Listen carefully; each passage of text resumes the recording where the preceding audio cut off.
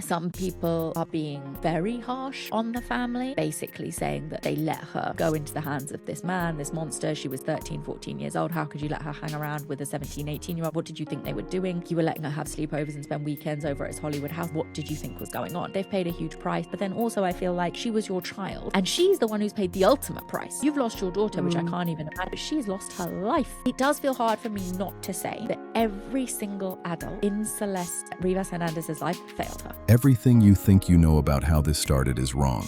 You've heard 18 and 13. That's the headline.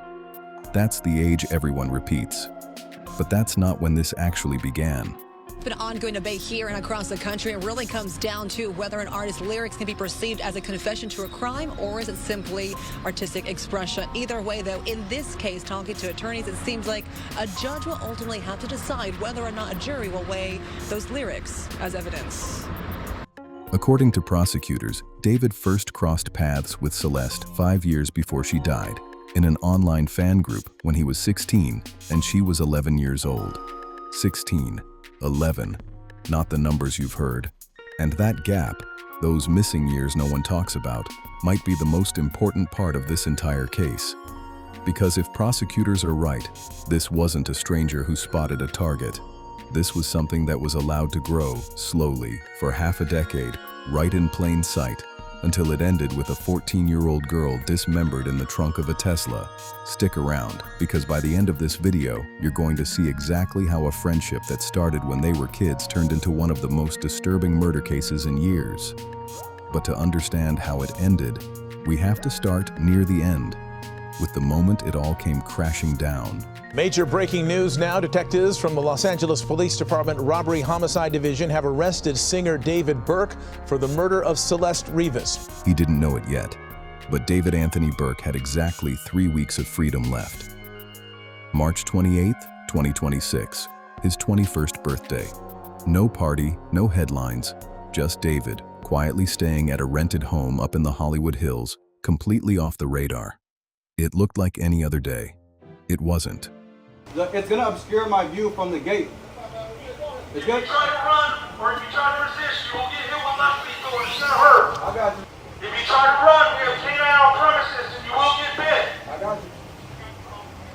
All right, so the gate is locked. Do I open the gate? Open the gate.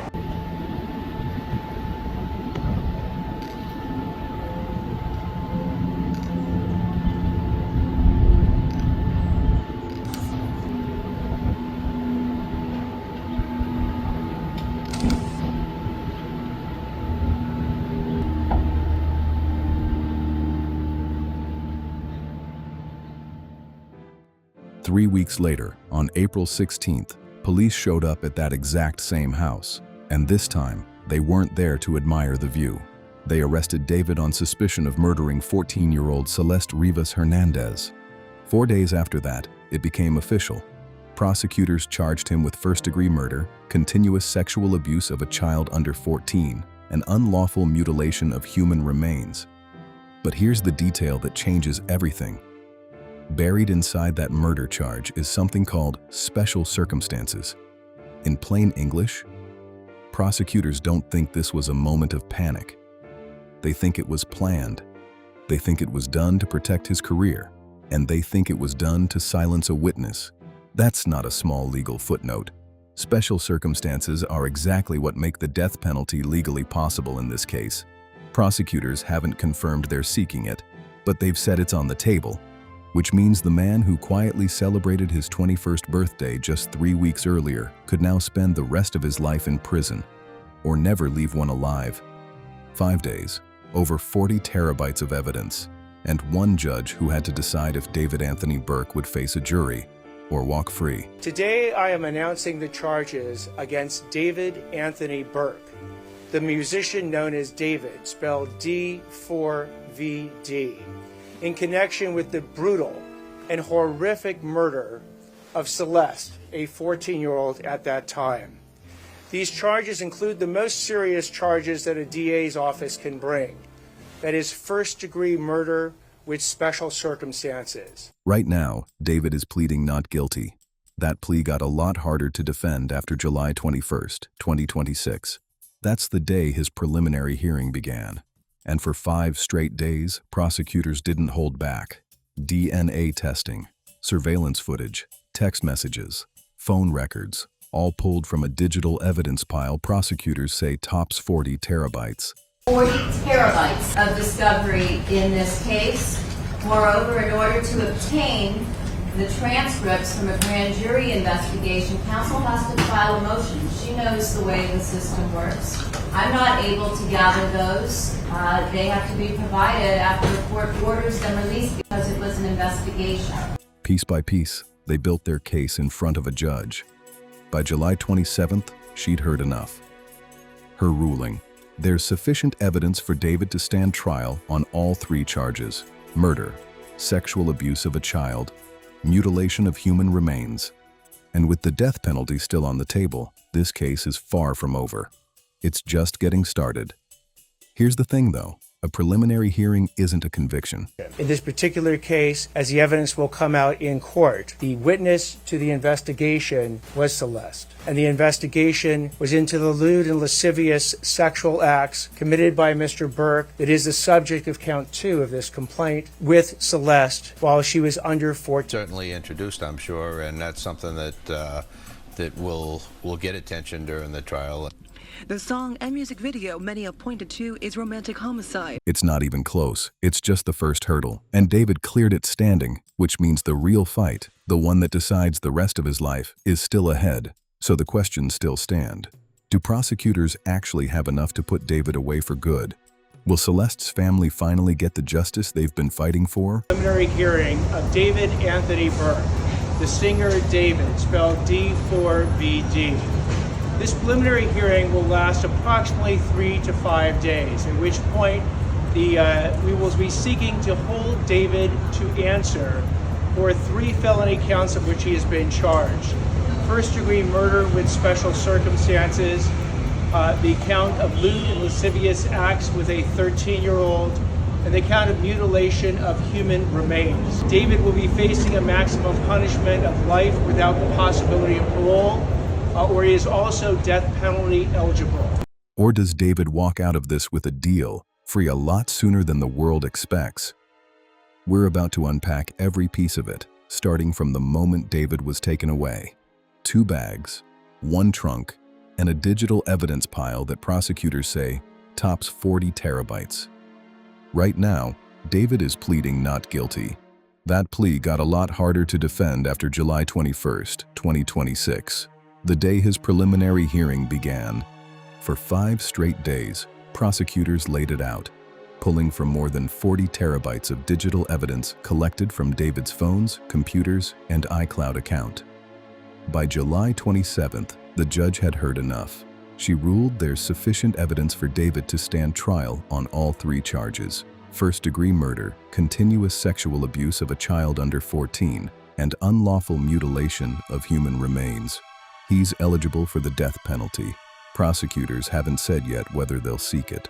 So here's where we start, with how Celeste was found. On September 8, 2025, workers at a Hollywood impound lot reported a foul smell coming from an abandoned Tesla.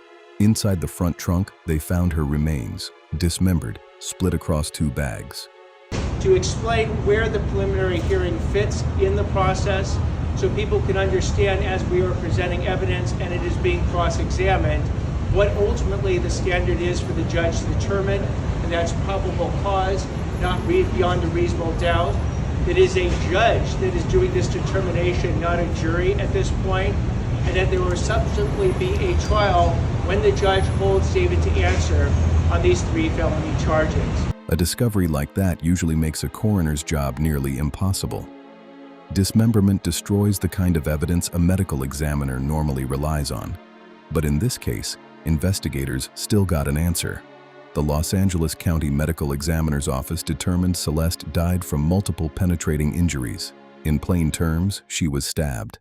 Now here's what prosecutors allege happened. Defense attorneys are stopping at nothing in an attempt to discredit the prosecution's evidence, and the family was horrified that the defense attorneys brought up evidence to put the blame on a 14-year-old child. And it's important to say clearly, this is the state's case, not a proven fact.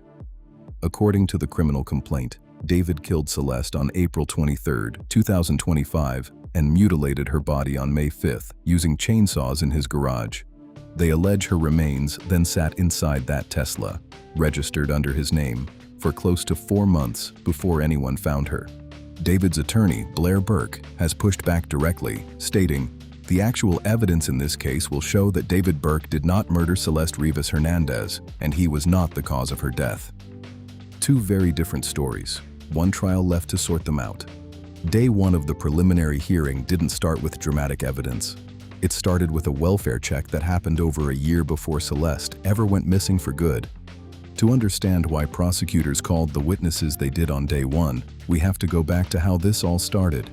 According to the criminal complaint, David and Celeste first exchanged messages online in August of 2022, when Celeste was just 11 years old.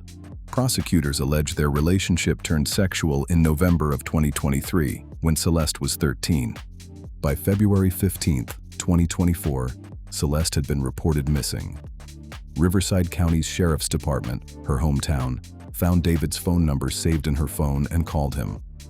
During that call, David said he'd last spoken to Celeste a couple of days earlier, but claimed he didn't know she was a minor or that she'd been reported missing. That same day, Riverside County asked the LA County Sheriff's Department to run a welfare check at David's West Hollywood home. Deputies went, searched the home, and spoke with him directly. In body camera footage later played in court, David told the deputy, "She told me she was 18, everyone is saying she's 13, while showing him a photo of Celeste on his phone. Celeste wasn't found at the home. She returned home on her own 2 days later. That deputy, Senior Deputy Juan Gonzalez, was the very first witness prosecutors called on day one of the preliminary hearing. And the body camera footage from that February 2024 visit was the first piece of evidence the courtroom saw. While prosecutors laid out photo after photo of Celeste's remains, David sat there and didn't flinch. That's the moment worth remembering as we go through this, because here's the actual purpose of a preliminary hearing.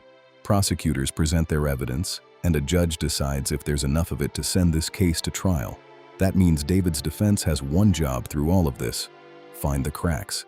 If they can show the judge inconsistencies in what prosecutors are presenting, they can argue there isn't enough here to go to trial at all. And remember, David is still pleading not guilty to everything. The second witness called on day one was Detective Joshua Byers, the LAPD robbery homicide detective who responded to the Hollywood tow yard where Celeste's body was found. Through his testimony, prosecutors showed photos of the scene, the Tesla with its front trunk open. Without a clear cause of death, without knowing if it was a homicide, an accidental overdose, it becomes a weapon that David's defense can use against prosecutors. How can they prove? The items recovered from David's home during searches: 2 chainsaws, a shovel, an inflatable pool that later tested positive for blood, heavy-duty laundry bags, and an unused burn box. Also identified Celeste, Jesus Rivas called LAPD Communications on September 10th after he saw lots of media coverage on the 8th, and he said, "Look, I think this might be my daughter." And basically, he used his son as an interpreter, or Celeste's brother, and he was able to provide LAPD or the medical examiner's office with her dentist's office so they could, identify the dental records, and it was her. All items prosecutors allege were used to mutilate and dispose of Celeste's body. A quick heads up, I'm going to show a courtroom sketch representing some of what was presented during the hearing, and I'll blur anything too graphic to show directly. Multiple reporters inside the courtroom described David as calm through nearly all of it. Stoic. No visible reaction, even as graphic evidence was laid out in front of him. I didn't see any kind of visible, physical reaction. On day one, Mercedes, the victim's mother, she bowed her head and just started crying when we saw the photos and the contents of those cadaver bags found in the defendant's Tesla. This morning, I didn't see her. At one point, he reportedly kept his eyes fixed on the courtroom monitors and didn't look away. Celeste's parents, on the other hand, were seen visibly emotional throughout, and at times had to be comforted by a deputy district attorney as the evidence was described. React. It's like she was frozen. as we saw. It was a pair of Skechers brand socks, her daughter's underwear, her leggings that were cut into pieces. And that's because her legs were allegedly cut off at the kneecap. But like I said, no matter how difficult the evidence was to sit through, it was still David's defense team's job to challenge every piece of it. And that's exactly what they set out to do when Detective Byers took the stand. Another thing presented at the hearing was a mountain of data pulled from David's phone and other devices. That she had 2 different phone numbers, and he gave them to police. And then they also found out that she had a 3rd phone number that no one knew. And when the detective said her name, he said, did he say his daughter's name? He said, yes, it was Celeste Abigail Rivas Hernandez. That was very sad. It was a very sad moment to hear her full name. Remember, authorities allege David and Celeste's relationship turned sexual in late 2023 when she was 13. Here's where it gets even more disturbing. Evidence showed David had traveled internationally with Celeste, specifically to London for a week in 2024. And according to testimony, her parents had signed a notarized travel consent form allowing her to make that trip without any other family member present. That detail actually came out through David's own defense team, who used it to argue the relationship wasn't the secret prosecutors made it out to be, that Celeste's family knew and had chances to step in. Now, you might be wondering, how did authorities even confirm that the decomposing, mutilated body in David's Tesla was Celeste in the first place? Here's what we know. After news coverage broke about an unidentified body found in David's car, Celeste's father contacted the Los Angeles Police Department, concerned it might be his daughter.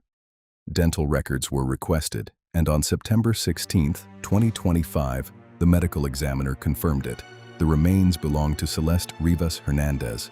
Absolutely horrifying. And to add another layer to this tragedy, prosecutors believe the crime may have been committed to keep Celeste silent for financial gain. According to court testimony, David and Celeste's relationship had grown turbulent in the weeks before her death. Celeste had become jealous over David's friendship with another woman, and on April 22, 2025, the night before she died, she sent him a text that read, in part, "I swear to God I will kill you. I will end her career." Prosecutors say that threat, to expose their relationship and derail his career, is what prosecutors allege pushed David to act. That alleged motive matters a lot. It's part of why the death penalty is on the table at all. One of the special circumstances tied to David's murder charge is murder for financial gain, and prosecutors have leaned on it hard. On day 2 of the hearing, testimony shifted to the money. David's financial manager testified he'd earned between $10 and $11.5 million from 2023 to 2025. A finance executive from Interscope Records testified his record deal could have been worth up to $19 million if every part of it played out, a deal the label ultimately walked away from after Celeste's body was found. Julia Dung, a courtroom correspondent for Law and Crime Network, was inside for the hearing and gave live updates throughout, including how David appeared as prosecutors laid all of this out. And I was right behind David. He didn't look too great. His hair is grown out. He is unshaven. He's wearing that LA County jail uniform, that orange jumpsuit, and he still has his feet and his waist shackled. He's not wearing handcuffs, though, so he was kind of splayed out in his chair, arms on his armrests. Because here's the thing. David's music career wasn't just successful. It was about to get a lot bigger, and prosecutors argue that's exactly what he was trying to protect. Once Celeste was identified, the question everyone wanted answered was simple: why? And prosecutors believe the answer comes down to money and keeping her silent. As far as evidence shown on day 2 of the preliminary hearing, we got a lot more detail on what was actually found inside that Tesla, the same one where Celeste's body was discovered. It's disturbing to picture, but investigators say they found 11 air fresheners scattered throughout the car, in the center console, the rear seats, and the front trunk, right where Celeste's remains were found. Now, to be clear, prosecutors haven't officially claimed those air fresheners were placed there to mask the smell of decomposition. That part remains unconfirmed. But it's hard not to connect the dots when you look at everything else investigators say they found. The chainsaws, the shovel, the burn cage, the inflatable pool. And here's the part that makes this so much harder to sit with.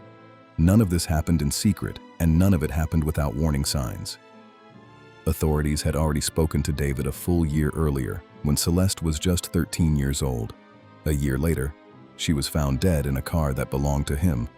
So calculated almost feels like the wrong word. What it actually shows is a deliberate, sustained effort, buying the tools, hiding the evidence, filling the car with air fresheners, all working to erase a child's memory from the world.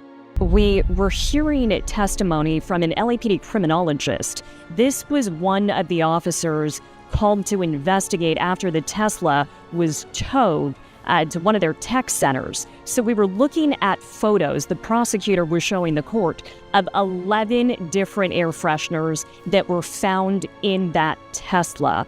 And that's about as disturbing as this case gets. Now here's how prosecutors say.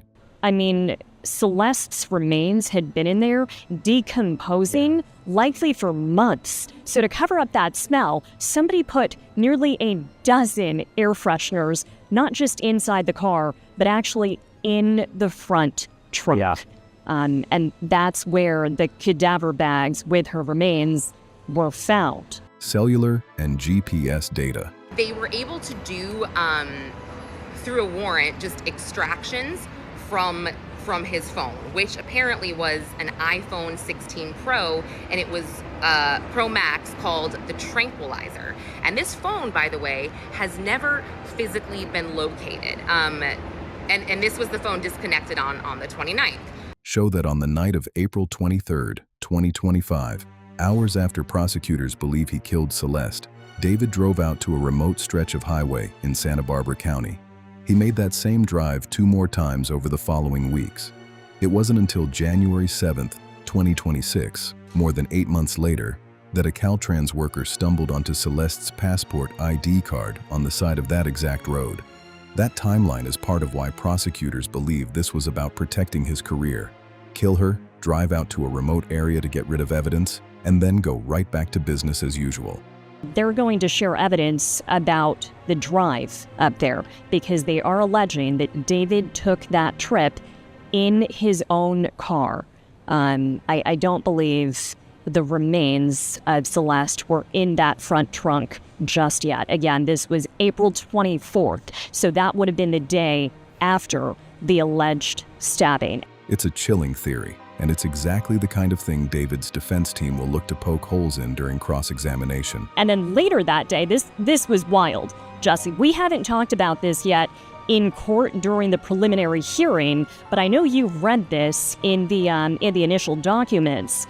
That same day of the Santa Barbara road trip, April 24th, David went back home and then taped an interview promoting his album that came out the next day. That's where the next witness comes in. Remember, on day 1 of the hearing, prosecutors showed the judge photos of everything found inside David's home: chainsaws, a shovel, an inflatable pool. On day 3, they called an LAPD trace analyst to the stand who examined that inflatable pool directly. She testified that the pool had deliberate cuts made with a sharp tool and that fragments recovered from those cuts matched material found on Celeste's clothing.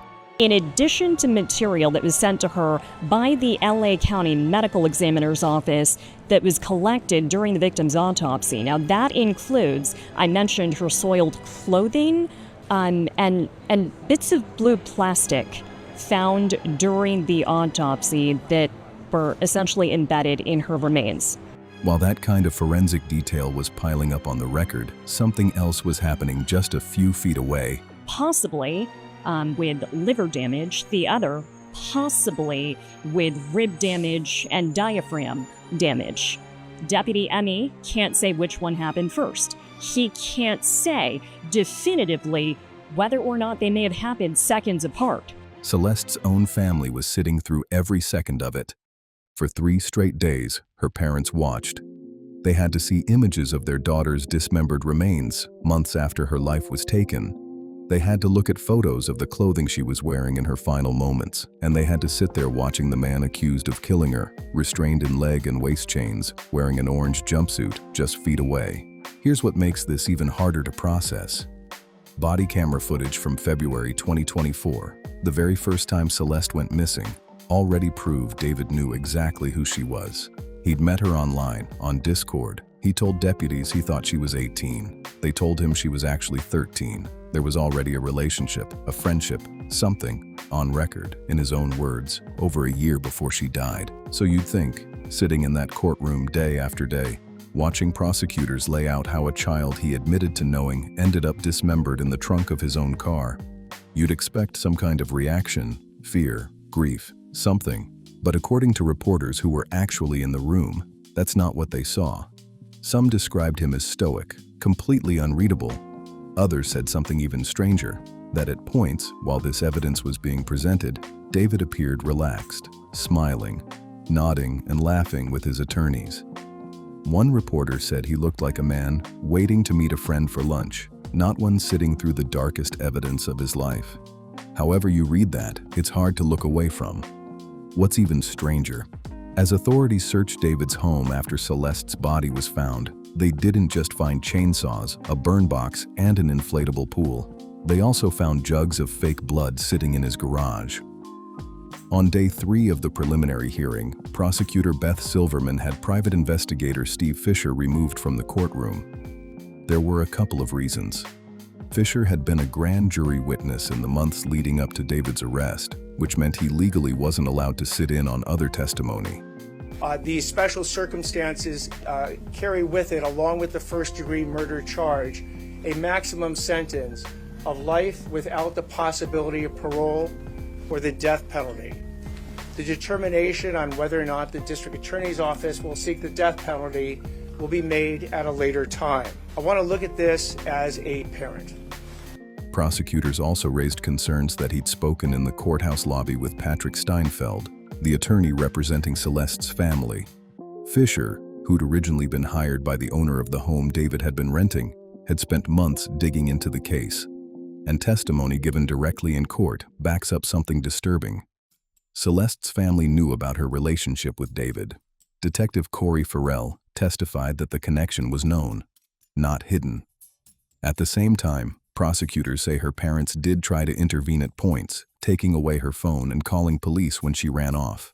But the defense also presented a signed permission form allowing Celeste to travel to London with David for a week, without any other family member present. Two very different sides of the same picture. And it makes this case even harder to sit with. What's confirmed about Celeste's family is more complicated than a simple story of a family that looked the other way. On the 5th day of the preliminary hearing, LAPD Detective Corey Farrell testified that Celeste's connection to David was known within her family. It wasn't some deeply buried secret. But the picture prosecutors and the defense painted wasn't one-sided. According to testimony, Celeste's parents did try to intervene at points. They took her phone away at least once, and they called police to report her missing on more than one occasion, first in February 2024, then again in April 2024. At the same time, David's defense team introduced a notarized travel consent form, allegedly signed by her parents, permitting Celeste to travel to London for a week in 2024 without any other family member present. Prosecutors say Celeste's sister also came along on a separate trip to Las Vegas. So which is it? A family trying to protect her, or one that gave tacit permission? Based on what's actually been presented in court, it looks like both were true at different points, which is part of what makes this case so difficult to sit with. There's also physical evidence tying the two together, outside of any messages. A private investigator, hired by the owner of David's rental property, Steve Fisher, testified that he found a digital camera inside the home containing photos of David and Celeste together, taken in late December 2024 and early January 2025. Around that same window, David posted other photos from that same camera's memory card to his own social media account, captioned, "Took these pics," alongside a selfie of himself holding a camera of the same model, a detail prosecutors used to directly connect him to those images. Now, as far as the messages themselves, prosecutors presented text conversations recovered from an iPhone seized during the search of David's home. According to testimony, Those messages line up with the timeline prosecutors have argued from the beginning, that the relationship turned sexual in November 2023 when Celeste was 13. I'm not going to walk through the specific content of those exchanges. Some of what was read into the court record involved explicit discussion of a sexual relationship with a minor. What matters what the evidence established: a clear, documented, monitored relationship going back over a year before Celeste's death, with David allegedly tracking details about her body and her cycle. Evidence prosecutors used to argue this wasn't a brief lapse in judgment, but an ongoing, controlling relationship with a child. That combination, the photos, the travel records, the messages, and the family's own complicated response, is a major part of why the judge ultimately ruled there was enough evidence here to send David's case to trial. By the time prosecutors got to day 4 of the preliminary hearing, one thing was no longer in question. David and Celeste had known each other for years, and their relationship was extensively documented, not through rumor or hearsay, but through their own words. Investigators recovered a massive volume of text messages between the two, spanning from November 2023 through March 2025, well over a year of near continuous contact. Prosecutors used that timeline to establish something critical to their case. This wasn't a brief encounter or a misunderstanding. It was a sustained, ongoing relationship that David maintained even after law enforcement directly told him in February 2024 that Celeste was 13 years old. That's a detail worth sitting with. According to testimony, Riverside County Sheriff's deputies contacted David directly, and LA County deputies conducted an in-person welfare check at his home, informing him of Celeste's age after she'd been reported missing. Despite that, prosecutors allege the messages continued for over a year afterward. When Celeste's parents took her phone away following that welfare check, prosecutors say David arranged for her to get a replacement phone through a classmate so contact wouldn't stop. The messages also documented travel. Prosecutors say Celeste spent significant time at David's Hollywood Hills home throughout 2024, and that the two traveled together to Las Vegas, London, and Texas. Trips that surfaced both in the messages themselves and in travel records presented separately in court. By the final months before Celeste's death, the tone of the messages shifted. Prosecutors say later texts show Celeste expressing doubt and wanting distance, while David resisted those attempts to pull away. That shift is significant to the prosecution's case. It's part of what they argue led directly into the final days of Celeste's life, when messages show the relationship becoming openly strained just before she was killed. All of this, years of contact, a documented pattern investigators say continued despite police intervention, and a relationship that grew increasingly troubled toward the end, is part of the foundation prosecutors built their case on. And it's a major reason the judge ultimately ruled there was enough evidence here to send this case to trial. For most of the hearing, David sat there almost completely expressionless, even as prosecutors detailed the exact state Celeste's body was found in inside the trunk of his Tesla. That alone tells you something. But reporters in the courtroom did catch one moment where that composure cracked. When prosecutors displayed a full-body photograph of Celeste's remains, David reportedly looked down and covered his face, just for a moment, before going right back to his usual, unreadable posture. Out of days of graphic testimony, that was the one visible reaction anyone documented. Now, as far as Celeste's cause of death, a lot of people have asked the same question. Why did it take so long for prosecutors to not just arrest David, but actually pin down how she died? The hearing gave us the answer, and it comes down to the condition of her remains. The medical examiner testified that decomposition was so severe there wasn't even blood left to test. He had to use liver tissue instead. He said he held off finalizing the autopsy report for roughly 3 months because he wanted complete toxicology results back before ruling out other explanations, like a drug overdose. In the end, testing came back with only a trace amount of alcohol and an inconclusive result for methamphetamine. They are potentially building the argument, if this goes to trial, and correct me if I'm wrong, that Celeste would have come over to his place, something happened, she killed herself or had an overdose, David panicked and tried to get rid of her body. Here's where it gets insanely depressing. Knowing everything documented in those messages, a child manipulated into a relationship, visibly distraught after an abortion, expressing regret and fear in her own words, adds an almost unbearable weight to how tragic this loss of life truly is. And because of the condition Celeste's body was found in, pinning down exactly what happened in her final moments has been incredibly difficult. There's an overwhelming amount of evidence connecting David to Celeste on a personal level. Years of documented contact, travel records, a relationship known to people around both of them. But personal connection and legal proof of murder are two different things, and David's defense team has leaned hard into that gap. Their argument centers on what's actually missing from the evidence. No eyewitness saw Celeste get out of that Uber. No surveillance footage shows her entering David's home.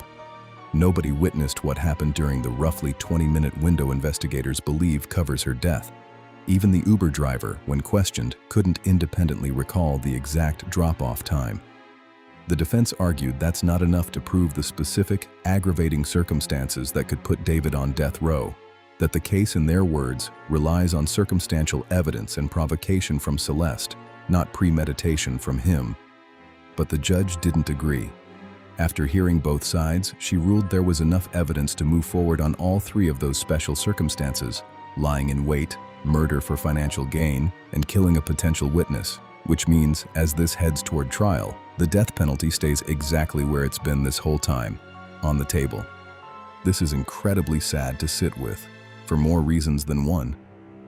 David was, by most accounts, a shy, homeschooled kid growing up with few close friends. Then, almost overnight, he went from having nothing to having everything: massive streaming numbers, a record deal, millions of dollars, a level of fame most people never come close to. And somewhere in that whirlwind, at 18 years old, he formed a relationship with an 11-year-old child that, according to prosecutors and years of documented evidence, became something no healthy adult should ever allow to happen, let alone conceal.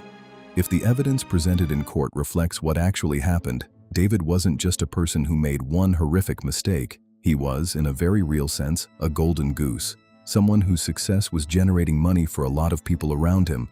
He had the resources to fly a child across the world. He had a team, a career, and an image that a lot of people had a financial stake in protecting. And when that young girl's life was taken, it's hard not to wonder whether everyone around this situation believed his money and influence would simply make the problem disappear. The same way, prosecutors allege, he tried to make her disappear. To be clear, that's a question this case still has to answer. David has pleaded not guilty, and it will be up to a jury, not us, to decide guilt or innocence at trial. But whatever the outcome, one thing isn't in question. A 14-year-old girl is gone, and her family deserves real justice, however this ends. We'll be here covering every step of this case as it heads to trial. So if you want to stay updated, make sure you like this video, subscribe to Spotlight Flow, and share it with anyone following this story. And let us know in the comments what part of this case has stuck with you the most.